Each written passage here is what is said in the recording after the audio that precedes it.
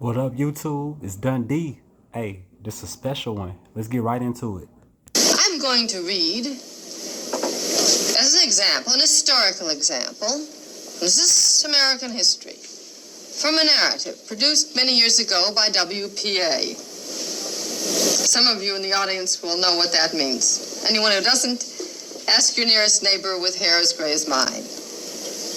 This excerpt is from a volume, Lay My Burden Down, which is the verbatim record of interviews with the last of the slaves. On the screen, you will see the pictures in the volume of those who were interviewed. I will read only a small segment, just to give you a sense of the drama, the feeling and content which lies in this kind of historical material, which is the content we teach. All right, before she read this this interview of the slaves, literally, this is 1930, and she about to read a so-called interview done from the last of the slaves. So this would have been the emancipated slaves in 1930 that was actually enslaved, bro. Check this out. All right, so I'm finna break this down.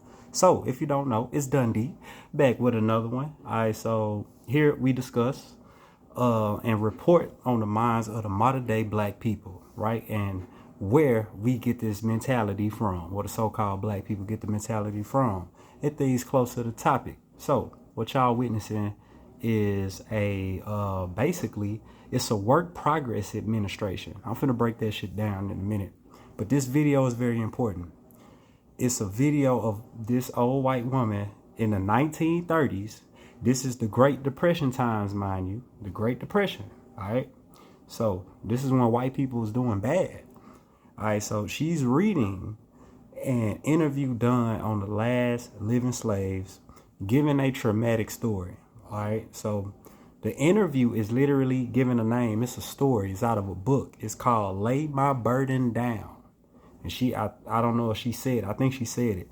It's called Lay My Burden Down, and it's by B.A. Botkin. All right, B.A.B.O.T.K.I.N.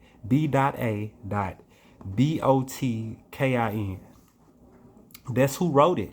That's who edited it. That's who did the editing. All right, so I'm gonna debunk this video, right? All right, so I'm finna define who the producers of the interview actually was and who funded them. I'm finna break all that shit down and using the Library of Congress and Google as our sources. So I'll show y'all this story, and basically it can't be trusted. So check this out, bro. This shit crazy.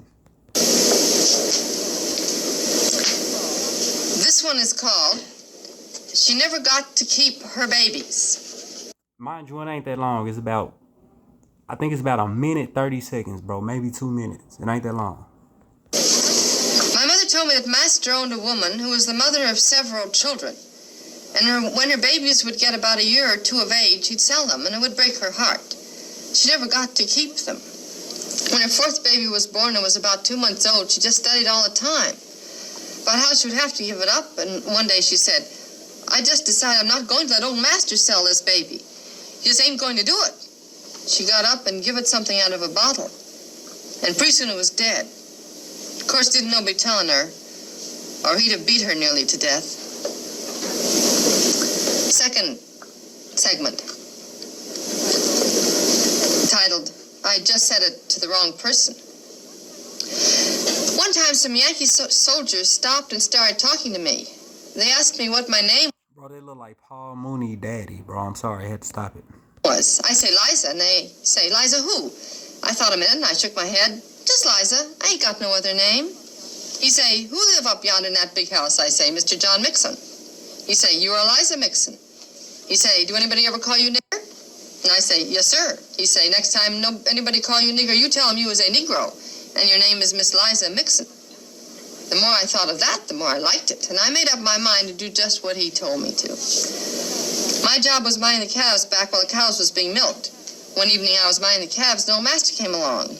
He say, what you doing, nigger? I say, real pert like, I ain't no nigger. I's a Negro, and I'm Miss Liza Mixon. Old Master sure was surprised, and he picks up a switch and starts at me. Law, but I was scared. I had never had no whipping, so I run as fast as I can to Grandma Gracie. I hid behind her, and she say, "What's the matter with you, child?" And I say, "Master John going to whip me." And she say, "What you done?" I bet y'all like why I'm laughing. Hold on. I got y'all. Wait, stay tuned. Hold on. And I say, "Nothing." She say, "You know better." And about that time, Master John got there. He say, "Gracie, that little nigger sassed me." She say, "Lawsy, child, what does ail you?" I told him what the Yankees sold. Hey, don't what y'all black females be saying? Them niggas sassy. that little nigga sassed me. That's what she. Damn, bro, that's crazy. You told me to say. And Grandma Gracie took my dress and lifted over my head and pinched my hands and sides, and Lawsy, how she whipped me. And I dasn't holler loud either. I just said that to the wrong person. But they weren't talking about nothing gay, though. The authentic content of these reports can touch and teach many adolescents. Quite a few which I did not read take a strong heart and stomach. Slavery, as a matter of fact, was not good. All right, y'all. Yeah. Hold on. Okay. Yeah, y'all heard that little traumatic story. I ain't even pay no attention to it. I really didn't. You know why? Because I did my research. All right, so if y'all paid attention to the story, whoop de doo. I ain't even listen. I was laughing. All right, straight up, and I'm finna tell you why. So, matter of fact, let's do a recap so y'all don't forget. Cause this video ain't that long, 6 minutes. I'm finna break down what she said at the very beginning. Hold on. I'm going to read. I pay attention what she finna read, cause I'm finna debunk all this and tell you who all these folks is, or that person and whatever. As an example, an historical example. This is American history. From a narrative produced many years ago by WPA. Some of you in the audience will know what that means. Anyone who doesn't, ask. All right, so let's break that down. Okay. Man, I hope y'all stayed this long for the video. Cause man, we teaching. I'm teaching today. All right, reporting and teaching. So the WPA. All right, check this out. Look what this is. The WPA is federal theatre. Bro, I can't read. We're gonna say theater. It's a project. All right, a federal theater project. All right, 1935 to 1939. This was during the Great Depression, y'all. This was during the Great Depression. Check this out. We finna break it down what it was. Source, Library of Congress. Library of Congress. So check this out. All right. The Federal Theater Project was the largest and most ambitious effort mounted by the federal government to organize and produce theater events. It was an effort of the administration of President Franklin D. Roosevelt to provide work for unemployed professionals in the theater during the Great Depression, which followed the stock market crash of October 1929. The Federal Theater Project was one of 4 subsequently 5 arts-related projects called Federal Project Number 1, established under the Works Progress Administration. WPA. That's what that white lady said at the beginning of the goddamn video, right? And it's a book, right? So during Roosevelt's first term, the WPA was created through a motherfucking executive order number 7034 issued on May 6, 1935. Y'all heard that, right? This was a federal theater project. This was not research. All right? The FTP was administered from Washington, D.C., but its many companies stretched the full breadth of the nation. I didn't say that right. It functioned from 1935 to 1939 when its funding was terminated. All right.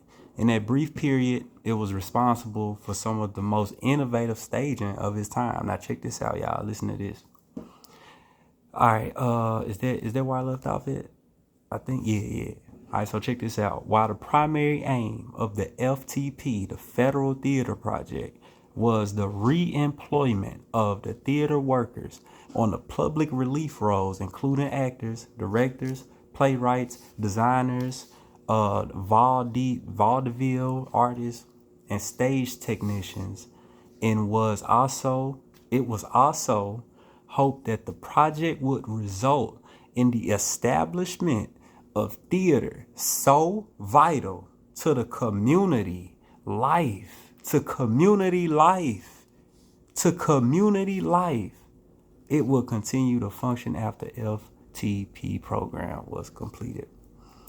All right, they wanted this so vital to community life that it would continue to function after the FTP program was completed, y'all. This is propaganda. This is propaganda.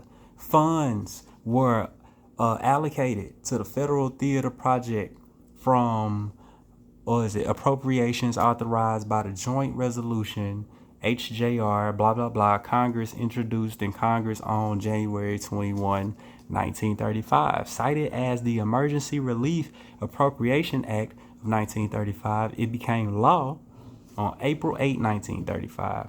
The first official announcement of what was to become the Federal Theater Project came on August 2nd, 1935, when the directors of the original four arts-related projects, collectively known as the Federal Project Number 1, were made known. Federal 1, as it became to be called, included projects for drama, music, art, and writing. All right. So as sworn in, as sworn director of the Drama Project FTP on August 29, 1935. This 1935. On that date, presidential allocation of monies, presidential allocations of the monies for the federal one was made. All right. The president's final approval for the project came on September 2nd, 1935. Funding for the historical records survey component for the federal project number 1 came at somewhat later date. Initially, I'm be messing up words. November 16, 1935 through presidential letter number 1090. Okay. All right, so the FTP came to an end on June 30, 1939 when the funding was terminated. All right. In the course of its existence, the FTP was responsible for hundreds of stage productions like the one you just motherfucking watched. Yes, sir. Yes, sir. They didn't have phones. They couldn't just upload shit, right? Like I'm doing and research what was going on. See, when that lady was talking about the WPA, 90% of niggas didn't know what she was talking about. Didn't know. And the people they were showing it to definitely didn't know. They were showing it to public schools, y'all. This was played in schools. All right, so mounted in cities across the nation. This is how they conceptualize the minds of whites and blacks to make y'all think the copper tone people were slaves and not the indigenous people of the land. Let's keep going. The FTP is only instance and the federal government was directly responsible for production and administration of work on stage work on a large scale. This is motherfucking conceptualism, propaganda, stereotypes. All right, these niggas went on a chitlin circuit. Look, touring. Let's go into it. They was touring, y'all. So it was not feasible to operate the federal theater project companies in towns where only a few theater professionals were on relief roles. However, in order to serve a wide geographical area, FTP projects toured in rural areas, chitlin circuits. They didn't go to the city. All right, so example, in Illinois circuit, companies from Chicago, Peoria, I don't know how to pronounce that, gave performances from Wisconsin, Illinois. Another Midwest circuit and operating out of Detroit gave performances in other areas of the state of Michigan. The Cincinnati unit toured Ohio, Kentucky, and West Virginia. So you had these little circuits, bro. So one of the components of the FTP was the National Service Bureau, which gave script and technical service, and when possible, lent equipment and personnel to community and educational groups in every state in the union. All right, the Federal Theater Project companies covered a number of sections of the country where dramatic productions were frequently seen. All right, so I hope y'all get the gist of this. This was not research. So this go into B.A. Botkin real fast.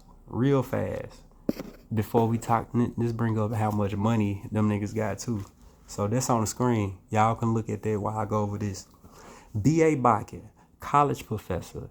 He was a folklorist. This the nigga that wrote what y'all just heard.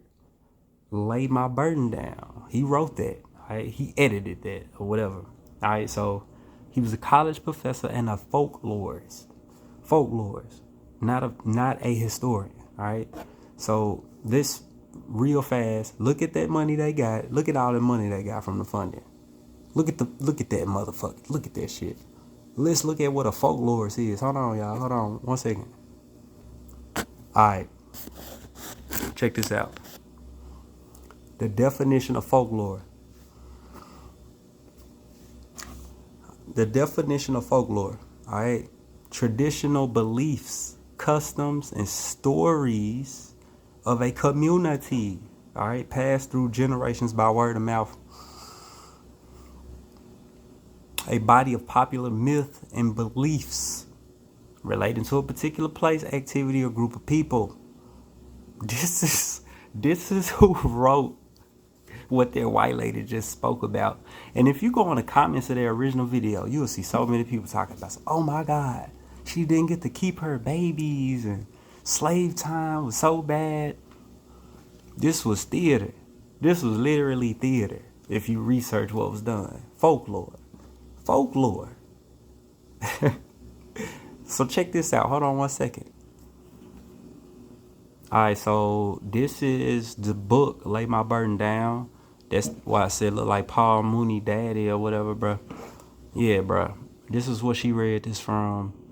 It was a whole goddamn funded thing from the FPA, Work Progress Administration, done in the Great Depression when them white folks was broke. Yes, sir. Yes, sir. Know it. Because I'm putting y'all on game, bro. I'm putting y'all on game. This is what a story. This is how slavery got perpetuated. This is how slavery got funded, literally, in the mind. And mostly in the mind, because the real slavery done when they was really fighting in war was captivity. If you got caught by the ops, that's what made you a slave, or via the indentured servants that was coming over here on boats, because that we didn't come from Africa. The majority of the so-called copper color race in the Americas didn't come from Africa. I stand on that. All right, so let's go into this dude that wrote this book real quick. All right, so this is an article from the New, not necessarily, I think it's a literal newspaper article from, I think it's when he died in 1975. So they was talking about him. He was headed WPA project on the folklore division. Check this out. Dr. Botkin went to Washington 1937 as a Rosenwald Fellow. What is that? Rosenwald Fellow? Is that a Mason? God damn, I gotta write that down. Hold on. Yeah, I gotta research that. Alright, so Rosenwald Fellow then became a fellow in folklore at the Library of Congress in 1938. He headed the folklore division of the Federal Writers Project in the Work Progress Administration. So they had another project. They had the Federal Theater Project and they had the Federal Writers Project. So they probably had a lot more of these divisions broken down. All right, so and he had 27 staff, New York City, for an inventory of slang, catchphrases, and jingles representative of the city's diverse racial and economic, I think they're supposed to say groups. They're trying to say our groups. But bro, he was ahead of catchphrases, jingles, and slain, nigga. Y'all need to research, bro. Alright, so check this out. It says Dr. Bakken investigators found that one of the most popular and widespread children chants was I should worry, I should care, I should marry a millionaire, he should die, I should cry, I should marry another guy. This was in the 1930s. What children were saying that? The white children? They ain't classified that. This is a lot of shit they don't classify, and I'm finna make another video about that when I break down the census in 1790. So let's keep going. It's probably be a 30-minute video. Usually my traditional videos be 30 minutes. Come on, let's get into it. Hold on. All right, yeah. So Federal Writers Project, right? So that's where he was headed. So I think these so-called emancipated slaves were actors. Yes, they were actors. So there is no real information showing me otherwise. It's not. They was funded a writing and theater project. You can't tell me they could have made whatever story they wanted to. So the incentive was there to lie. Fuck you mean. Alright, so the Works Progress Administration, FPA, Federal Theater Project, keyword project, and B.A. Bakken was one of the guys funded to help edit all of this. He was headed Folklore Division of the Federal Writers Project, y'all. So just recapping. All right, so not research. They selling books. They selling shit. And if not they selling, they promoting stereo motherfucking types. Propaganda. They pushing propaganda. All right, so they basically selling books, though. This shit was for sale. That book was for sale. Hold on. This book for sale to this day. This book for sale. Sorry, so this propaganda, people with no jobs was being funded to push propaganda, y'all. And I literally read that from the Library of Congress. I broke this shit down. I broke it down. I debunked it, bro. That's my research. If anybody else did that, kudos to them. I didn't see nobody else do that. I wanted to put that out. That was my first time actually watching old videos. I got a few more old videos I want to break down, showing, and the news is literally called All American News. They claim it was for black people, but it wasn't called that, right? So the All American News clips, I'm gonna do a few on them because they not long. Someone like they between 6, 12, 15 minutes. They not long. We gonna run through them. And I'm going to do a debunk breakdown on how I feel about what the content really was presenting and versus how they say it, what they say it was presenting at the time. Because, mind you, we was going through a systematic thing of propaganda, stereo, like we doing today. Ever since the colonies got a hold of the media, that's what they've been doing. So, and it's been a sellout thing. So, what can I say before I end this video? Hold on 1 second. Okay, I found out. Okay, birth certificates. So if y'all follow me, if y'all one of my followers, and y'all watch my Charleston White video about how Africans don't like African Americans, and I mentioned race one on your birth certificate. Okay, it's not on everybody's. It is on some people's. I had to do my research. That's a talking point. That's another talking point that didn't come from me and I didn't do research about. Like I said, so to save myself, I'm finna start reporting on things, showing y'all all the sources where I get shit. So that way I can give credit to the people who true, and that way when shit not true, it won't fall back on me. I'm being more professional with that. So like I said, the birth certificate thing. Some people do got their race on their birth certificate. I apologize. I doubt the people who probably in the comments claim like that said they race was on the birth certificate. They probably not even following my channel. But I do apologize for the people I went in on in the comments. I may go back and delete them because I got time. It ain't like I got a slew of comments. I'm not bombarded with a lot of views and comments like that. So I got time to go apologize at people. So I'm apologize to on that, like I'm making right now. Some people don't got their race. My race ain't on my birth certificate. It's not on my daughter's birth certificate, and I don't think it's on my mom's. So that's why I stamped it, and that's probably why Dane Calloway had stamped it, because he probably know everybody he checked probably don't got their race on their birth certificate. And then when I did research, I saw it. I actually saw it. Hold on. So yeah, this one I found on the internet, state of Florida. If y'all can see right here, it says color or race. And this person was colored, not Negro or black. So we gon', like I said, I'm gonna do videos about this shit too, because I gotta break down the census. So regardless if your race on your birth certificate or not, it's still a status, and it's still a thing people don't really know about, because it's not on your ID. It shouldn't. I could be wrong. Some people race may be on their ID. I could be wrong. It's not on my ID. It's not on my birth certificate. It's on this person's birth certificate, and this is an old birth certificate. This birth certificate was what, 1960, y'all. Florida, 1960. I have found some in Tennessee with the race on the birth certificate, and I don't know how many other states. It take a while to do that research, because like Google give you random shit, and yeah, like I said. So if y'all stayed that long for the video, want to do that, stay tuned for the census breakdown, because I do want to explain colored, white, all of the boxes you do check when you doing something, as of like filling out your records when you go to the DMV and getting a driver's license and all that stuff. I do want to break down the meaning of black, colored, Negro, white, all of that, because technically I can break that down too, coming soon. So I think this is the end of this video, y'all. Let me do one rundown. Let me see. Check my notes. Yeah, that's it, y'all. That's it. So that's the end of the video, man. Want to thank everybody who following me.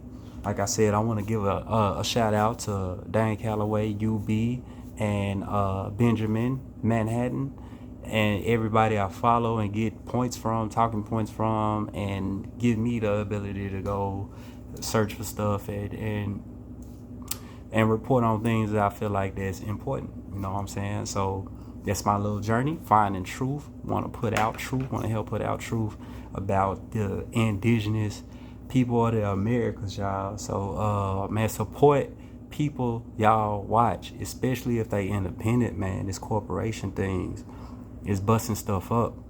If y'all follow somebody who truly real, independent, follow them, support them, whatever they got going on. Support them if you really agree with whatever they got going on, because that's the future, man. We literally gotta go back to how it used to be. This corporation stuff ain't gonna do it. Capitalism, it ain't technically working. Go to whoever providing that product and service you like, and support them. So you know that's how I'm gonna end out this video. I'm back at it, man. I'm gonna try to get back on my train, man. I've been slacking, but yeah, I gotta work on it. So yeah, it's Dundee. Follow me, hit that like button, subscribe to the channel for more. Peace. I'm out.